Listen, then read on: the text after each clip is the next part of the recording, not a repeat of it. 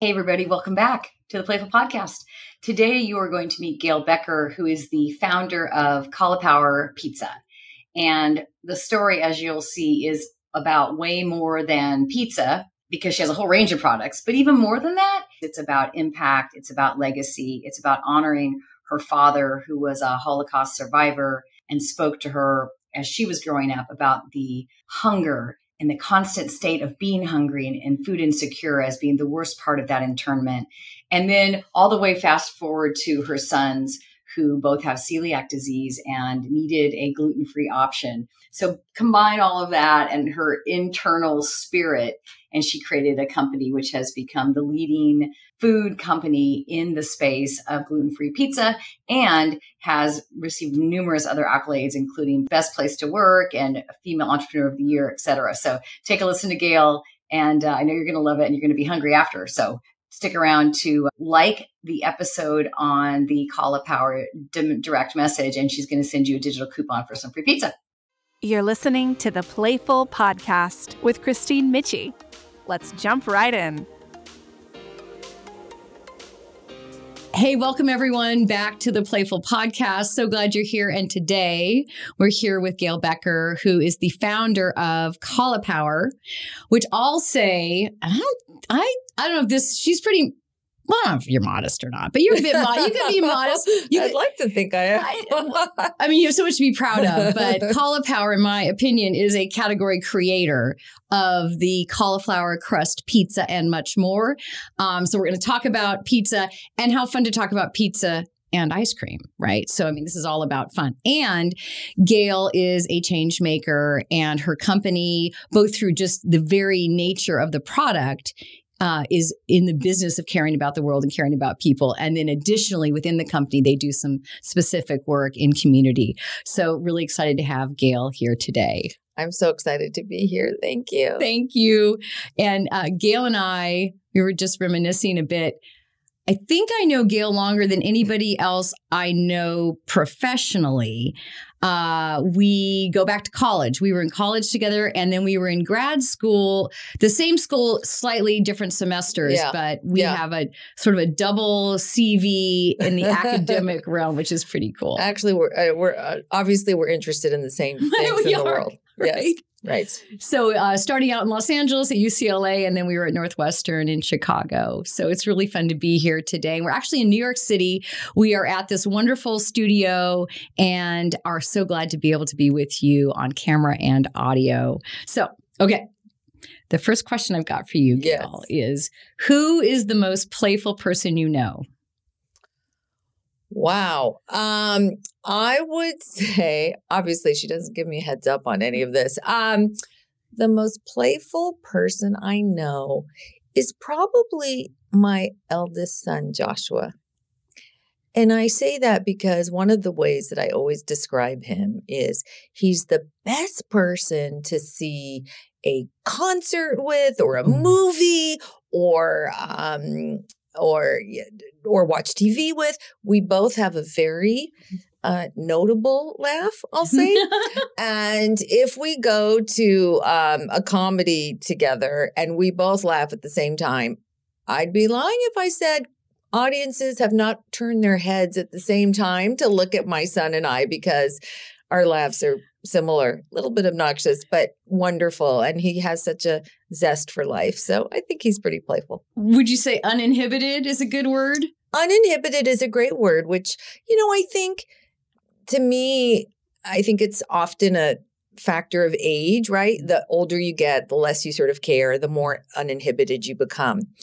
What's interesting about my son, and I don't want my younger one to get upset either, but what's interesting about my son is that he was sort of born with that, which I think is such a great characteristic. We have fun together. I love it. We've talked on the podcast before about there's different play personalities. Mm-hmm. And Dr. Stuart Brown, who's a play researcher, who actually we're going to be interviewing in his treehouse office in a couple weeks. So that'll be an upcoming episode.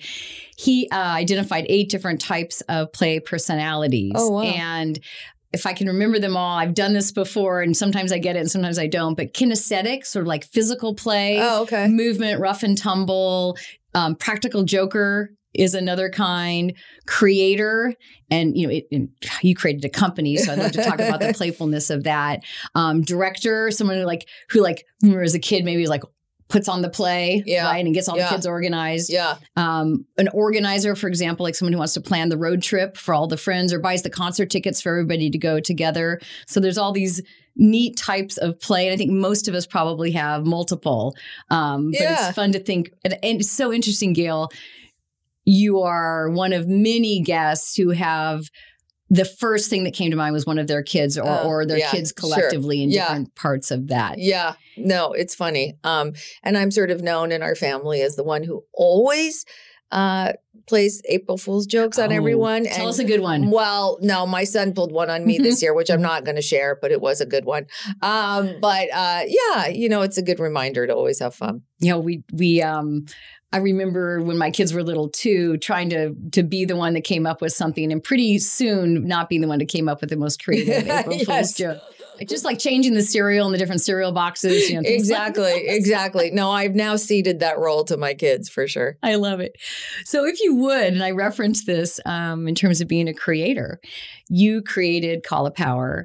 And folks, as I mentioned, I've known Gail a long time, and we had some overlapping professional interests.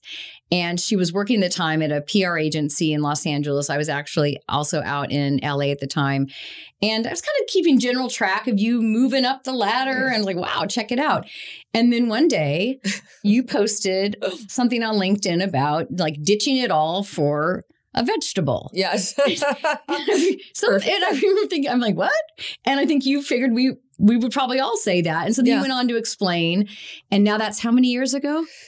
I started the company in May of 2016. So 17, 18, 19, 20, 22. 7 years? Yeah. Oh, wow. Yeah. Okay. So tell us a little bit about it. Well, I believe the title of the blog was Better to Say Oops Than What If. And then I went on to say, yes, for some reason, I bet everything I had on a vegetable. I was working my way up the ladder. And what I realized when I got to the top is that I didn't really like the view very much. And I realized that I wasn't where I was supposed to be. And I think the struggle for me, or the challenge or the opportunity was, where do I want to be? And I feel like in some ways the universe sort of spoke to me by, creating this really interesting moment in time where three very sort of disparate things happened. So one, my disenchantment with corporate life. Two, the passing of my dad, who came to this country with nothing, less than nothing. I'm a first generation American, and he built a small business, and he was an entrepreneur. And I knew when he passed, I wanted to honor him in some way. And then finally, I'm the mom of two boys with celiac disease, and I had really struggled over the years to, find foods that had some nutritious advantage. Back then, the food only needed to tick the box of gluten-free. It didn't need to taste good, certainly didn't need to be good for you. It just needed to be gluten-free. And I sort of thought, we need to do better. People need to do better. And I waited around for someone to do something, probably not unlike a lot of your listeners. And finally, I got tired of waiting. So I put all of those three things in a blender. And what I came out with was, I know, I'm going to leave my job and start a company called CAULIPOWER. And that's what I did in May of 2016. So how did you know that cauliflower, the white, funny looking vegetable, had the properties it needed to turn into good pizza? Well, fortunately, the internet had done that for me, or a lot of consumers had done that for me. So the day that I made my first, and by the way, only cauliflower crust pizza from scratch was the day I looked, there were 569,000 recipes on the internet. So I picked one. barely even know which one I picked. And I made it and it was okay. It wasn't great. And then a couple weeks later, my playful son said, "Hey, Mom, are you ever going to make that again?" And I said, "There's no freaking way I'm making that again," because it took 90 minutes to make a pizza crust after I got home from a full day of work. I mean, can you imagine? And so I thought, well, there's got to be a better way. I can't be the only one that thinks 90 minutes is a ridiculous amount of time and energy. And that was really sort of the aha moment for CAULIPOWER. Like, maybe this could answer all of those questions. Maybe if I start this company based on this idea, I could get out of corporate life. I could honor my father, and I could try and help people by giving them better options. Not just those people who eat gluten-free. That's a small percentage of who buys CAULIPOWER, but just give people more time to do the things that they love and hopefully to go out and change the world. Oh man, I love it. Okay, I got to just ask one more question about the actual mechanics, so to speak, of that moment. Yeah. Did you, that first one time 90-minute pizza crust, were you shredding? Did you get the big you have to get the whole cauliflower. And then I had to put it in a food processor and grind it up. And then you had to add egg and cheese and form it in a pan. Then you had to cook that. Then you took it out. Then you put all the toppings on. Then you cooked it again while you were cleaning up all the little, cauliflower particles from my hair and the counter and everything else. And I'm just like, okay, I'm never doing this again. Was it good? Do you remember it tasting good? You know what? I remember it tasting fine. Mm-hmm. I thought, oh, this is pretty good, but not worth the effort. So if your son hadn't asked for it again, that might have just been there would be a CAULIPOWER. And it's funny because my son says, I don't remember asking for it. I said, trust me. And by the way, if I were you, I would take full credit. Don't deny it. You did. And here we are. I love it. So that was, as we just described, 7 years ago, coming up here any day. Yeah. How playful was it from the beginning, and or how soon was it clear this was going to be maybe playful, but also a really big undertaking? And how big did you picture it being from the beginning versus where it is today? Okay, I'll try and answer all of them in no particular order. I would say, so one, because the easiest part of that question is I had no idea it would be what it is today. Yeah. No idea. I wish I could say, oh, sure, I knew. No, I didn't. My goal really was, if I could build a small company, help people, be self-sustaining, afford to give my kids a nice life, then that's great. Okay, let's do that. I did not know how hard it would be, which is something I learned pretty soon. I did not know how hard it would be. And this is a hard thing for me to admit, but I don't even know if I would do it. If I had known, I don't know that I would have made the decision to do it, which now I'm obviously really glad that I did. And it's not an unfamiliar refrain from founders. I'm sure you hear it all the time. It's just all-consuming, and it's just harder than I ever thought possible. The term came to mind, or the idea of sort of pre-amnesia. Right? Yes. It was in a way that's really, thank goodness for that. Yes. And I wonder when, as a business owner myself, as we mentor and coach other business owners, especially women, which I know you're very active in that world, we kind of make sure they know, to the degree we can describe the hard part and how hard it can be.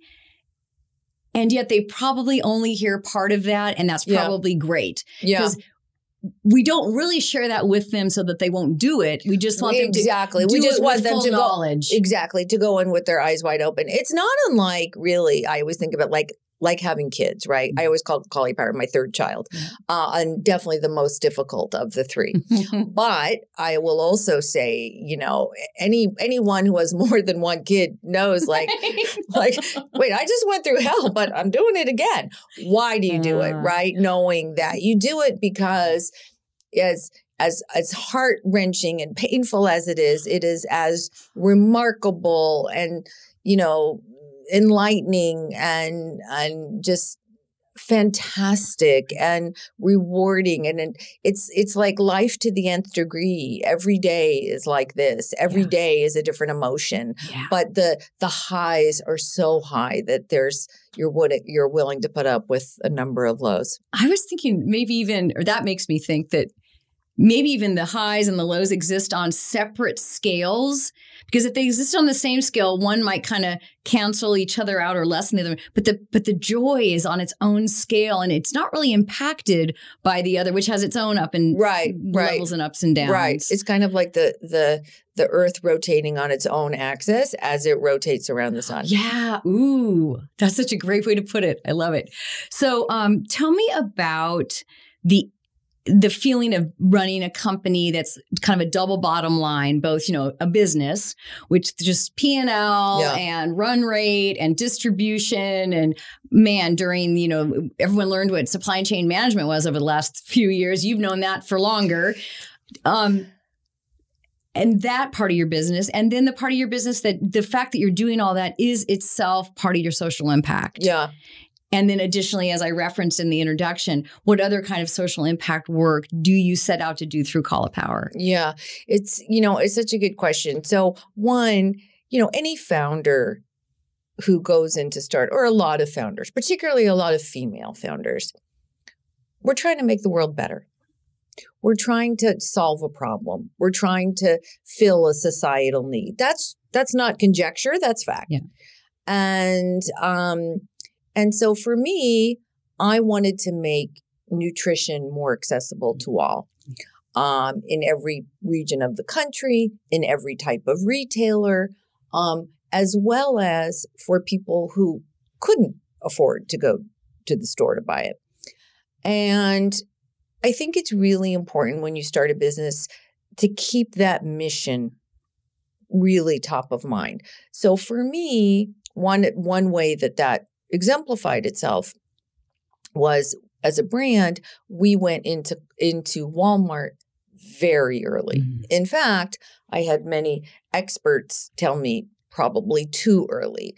But thinking of my mission, I wanted to make it available in as many places as I could in the most affordable means that I could.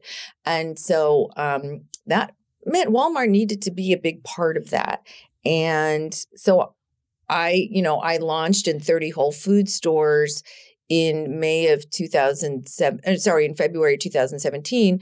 We were in 900 Walmart stores by October of that year. And I say that because that was my way of being true to my mission. Another way was, so since the sale of our very first pizza, we have given a percentage of those sales to help build teaching gardens in underserved schools across the country. And we do that together with the American Heart Association. And I'm really proud of that. And there's probably nothing as rewarding to me as going to these schools and seeing the gardens and seeing what they create from the gardens, and people post about them all the time. And it's really extraordinary. I'd be lying if I didn't say that was the best part of the business, but you need to have a good business in order to afford that. Yeah, I love it. So you all know, if you've been listening to the podcast a bit, that the American Heart Association is near and dear to my heart, both because of the cardiac arrest I had, and more recently the stroke I had, the mini stroke that I had back in January of this year. And I don't mean to pause or I should pause. You should pause. Move too quickly past that. So thank you for your support and partnership with the Heart Association. And your mention of the teaching gardens reminds me of another guest that we had, Alden Stoner, on, who has a group called Nature Sacred, and they build pocket parks around the country. Okay. Her family foundation transformed itself into a source of revenue and project plans and design plans for community gardens, community parks. Amazing. Can you tell us what a teaching garden means beyond just a garden? Yeah. So a teaching garden is actually, so the great thing is it's from every stage of life of a garden. So they build the box, they fill it with dirt, they plant the seeds, and they watch them grow. And an element that we added, just a couple of years ago was we realized that sometimes these kids would have the fruits of their labors, but not necessarily know what to do with them or how to cook them. And so there became part of the gardens where we did that as well. They would sell the stuff in local farmers markets. So it's really a fantastic program. And oftentimes they use the vegetables to top pizzas, but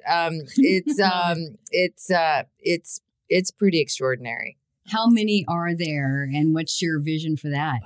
Well, the more we sell, the more we get to make, right? Yeah, so that's a huge incentive for doing well as a company, obviously. There's probably, I want to say maybe a couple hundred now, which is great. I hope I'm right. I think I am. But it's interesting because during the pandemic, there were no teaching gardens because there were no schools. Right. The schools were. So we used those funds together with the American Heart Association, and we bought food. We bought produce from local farmers in 3 cities, and we just gave out boxes of produce and eggs to people who were struggling. And cars would come by, we'd put it in their trunks, and they drove off. And the LA team, we got to do that for a couple days in LA, and it was an amazing and rewarding and bonding experience during that hard time. Yeah, absolutely. But the good everything has a silver lining, and what I say, one of the silver linings was, food insecurity has been a huge issue in this country for a long time. It didn't arise during COVID. All COVID did was put it on the front page. And so it was really, I really appreciated that for the first time, people were talking about food insecurity. People were acknowledging what a problem it is in this country. And, it's only when people do that where we can help to solve it. I totally agree. I had thought so many times during the last 3 years, and I hope Playful Podcast is part of the answer to that. I pictured, this is sort of an old-fashioned example. You mentioned front page, and Gail and I have a shared passion for journalism as a part of our academic and professional lives. But I just picture, someone reading the newspaper from back in the day, at the breakfast table, and puts the paper down and speaks to, the husband or wife across the table and says, "Did you know?" Right. And I think there was a lot of those "did you know" moments over the last 3 years. Of course. For people of goodwill who got exposed to problems that many listeners to Playful Podcast have been working on. Yeah. And I suspect a lot of you got new followers, got new donors, got new partners. Yes. And we want more and more of that because as you know, now more people are aware of the problems, and now let's link arms and more people solving them together. Exactly. All right. We're going to segue to ice cream. And you all know this is a part of the podcast that I just always excited about. So today, I'm going to let Gail choose between these 2 flavors. Oh, wow. They're soft, so they're going to work with our plastic spoons. So Blue Marble is an ice cream brand, a woman-owned ice cream brand that we picked up here in New York. And we have mint cocoa and cookies and cinnamon double dark chocolate. Now, you can tell that I picked them out, and I'm a real chocolate girl. So, well, then I feel like you need to eat the chocolate. More chocolate. Okay, you eat the more chocolate. Right. And by the way, cinnamon is a superfood. So cinnamon. See, we're once again we're looking out for our health. Cinnamon, yes. Eat ice cream. Be healthy. I don't know if I grabbed any napkins. That's okay. I don't think I did. So we're going to be just a little bit careful. Okay. So let's check this out. And what we do while we eat ice cream is we and this is just, like play on words for an excuse to eat ice cream. Oh my What's God. the scoop on what's the scoop? How you came to care? And that is like care about others, care about the world, care about kind of a sense of responsibility for, but let's have a bite first. Oh, okay. Wow. That's good. Oh, mine too. Is it? Try the superfood. Try okay. the, I'm going to try usually that folks, my guest and I are in different locations and so we can't, I'm kind of share. That's good. Oh, that is too. Oh, folks. Okay. So this blue marble ice cream is yummy. Very yummy. And cinnamon with chocolate together? Yeah, very That's good. a great idea. Okay. I think I came to care because, so I'm the daughter of 2 Holocaust survivors, and which probably speaks volumes in and of itself. And I remember something that my father said very early on. He said, obviously he was in the camps. He saw lots of horror. He said, Gail, the cold was horrible. Watching people die around you was horrible. The pain was awful. He said, but nothing was as bad as the hunger. And that always stuck with me. And I always thought, I hate seeing people hungry. When I lived in LA, I used to drive around with bars in my glove compartment because I'd see people on the street and I would always give them a bar or some, trail mix or something. Yeah. But it really, I hate the thought of people going hungry. Maybe it's associated with that, but I do feel I've always felt the responsibility to, try and make the world a little bit better. More important, I have always tried to instill in my kids that it's their responsibility to try to leave the world a little bit better than they found it. And I think that's where it comes from. Wow. Yeah. I'm struck by how often, and here again, the people that are on the podcast and they just reflect the people that I'm so grateful that I know and I get to work with that, now that's an extraordinary story in many ways. And in other ways, it's a father and a daughter just having a conversation, right? Mm-hmm. And when the people when change makers hear stories, I think they internalize briefly and immediately turn outward. Yeah. I interviewed, we had Ange Murabira. She's from Burundi. And she ended up in London working in the fashion houses, high fashion in London. And when that was fun and glamorous and all of that. But at a certain point, she's like, I gotta take this back to Burundi. Yeah. Right. And that's a special kind of person. So similarly, like you that story with your dad, like, could have just thought, well, gosh, I'm going to definitely make sure my refrigerator is always stocked. Right. And it is. And additionally, taking care of yourself and your family. And then additionally thinking, and who else can I help? Yeah. And that's a really, I always say all I do is hang out with people who care. It's like I'm such a lucky duck. That's what I think do. We're the lucky ducks. Another example of that. We're the lucky ducks. All right, I'm going to have another bite because I would be lying if I didn't say it was distracting me. It was very good. It's so good. And I'm not an ice cream eater. Very good. So let's talk a little bit about play at CAULIPOWER. Okay. How does it, if I walked in, I have walked in. I have been in your offices. It was definitely hard work, but there's definitely a spirit of, not we're getting away with something, but like, how can we make this fun doing this hard work? Yeah. I mean, I think that, one of the reasons why I left the corporate world, and I think that many people, maybe even particularly women do, is it stops being fun. And for me personally, I stopped caring. And when you stop caring, that's when you know you got to make a change. Yeah. And so what I tried to do with CAULIPOWER is I tried to create an environment where people wanted to work. Something that, is much harder to do in a big corporate environment. So, that would, emanate in many different ways, right? We'd all, we'd have pizza contests during lunch or, try 100 different pizzas. We would, go out after work. We would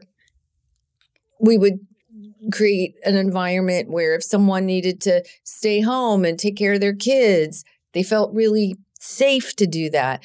And, and have the type of environment where, laughter was encouraged. Now that's hard during the pandemic. Yeah. This is really hard. I mean, that was, in some ways, that was excruciatingly hard, just as it was to get food from point A to point B. But trying to maintain that during the pandemic was a challenge. I feel like we did the best that we could, but it was a challenge. Did you notice moments, or do you recall conversations where you were like either actually looking around the room or kind of virtually looking around the room going, spirits are low, right? Energy is low. What can we do? We got to. Yeah, I do. I definitively remember that day when I thought, oh, got to do something. And shortly after lockdown happened, I started sending a note to the team every day for 365 days. Wow. At night, every night.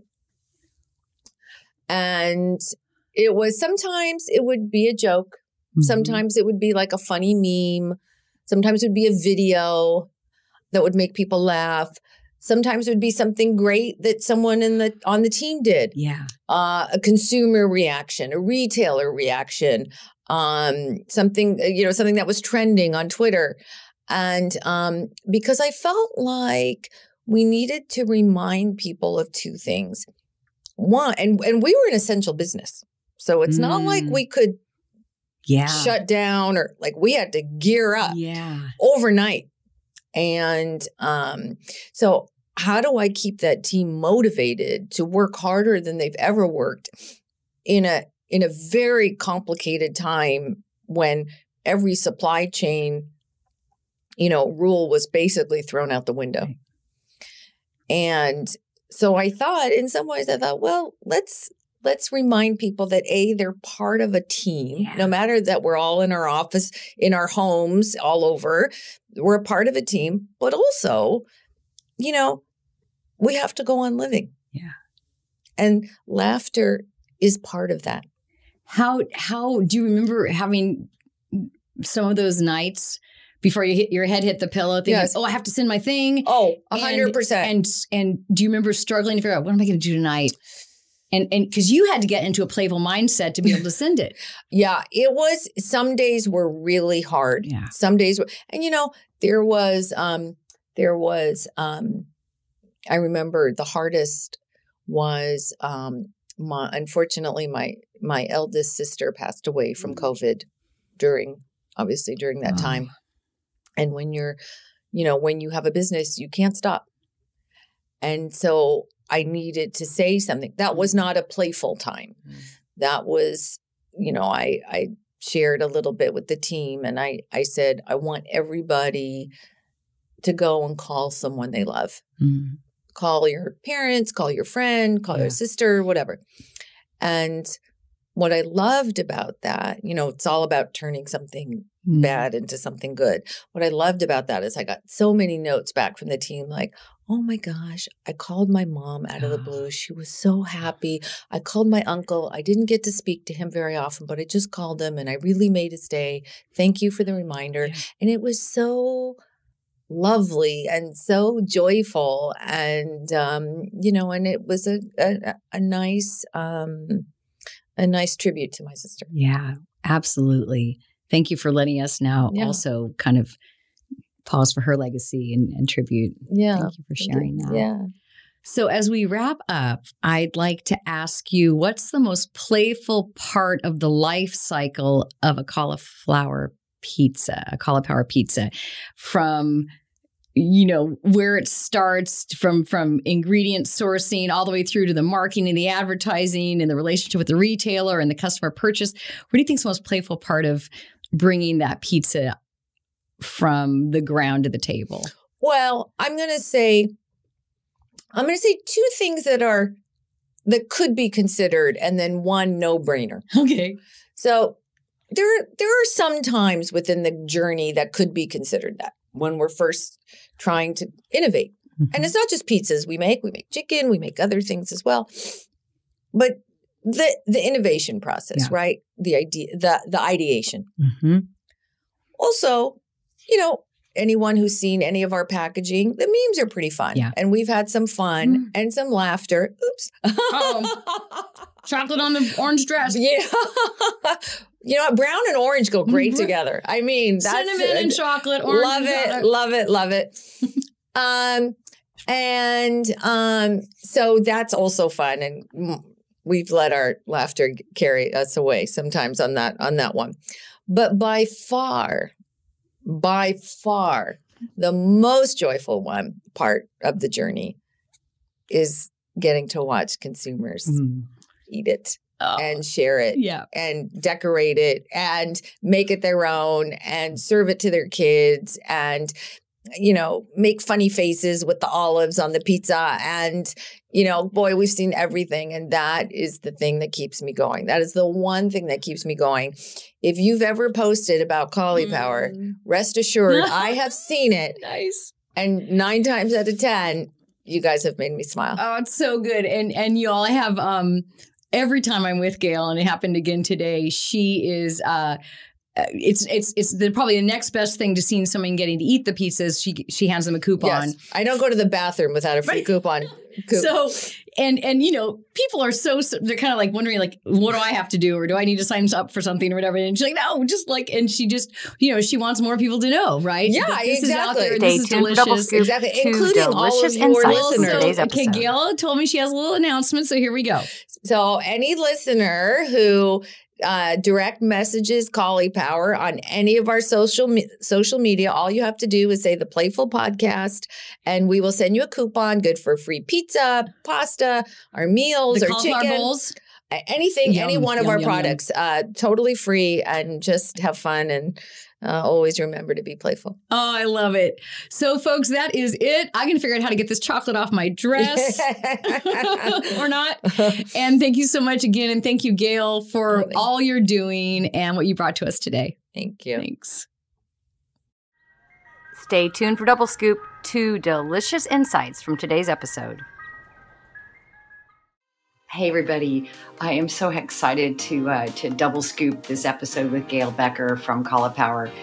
We were really enjoying our ice cream, you probably could tell, and what stuck with me, just like my sticky fingers after our time together, was the story she told about her father, a Holocaust survivor, and he shared with her over the years about that horrible, horrific experience, and that hunger was the worst of it in his memory and recollection. And so powerful that that story from her father matched up with the story of her being a mom to her 2 boys. All of that combined to inspire her to create the world's leading cauliflower crust pizza and all the other products that have come from that.